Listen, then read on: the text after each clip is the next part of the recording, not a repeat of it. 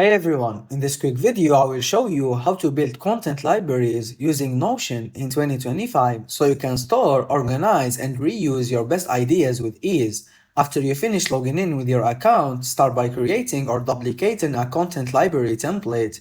Most come with a table or board and include fields like title, content type, statue, platform and link. This gives you a searchable database for all your content assets.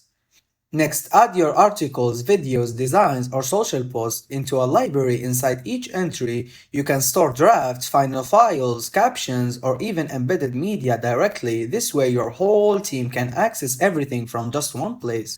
Use tags for categories like a blog, video, short form, or graphics so you can quickly filter by type. You can also add columns for published dates, engagement stats, or repurpose opportunities to make the library even more valuable. Finally, connect your content library to your content calendar or planner page in Notion.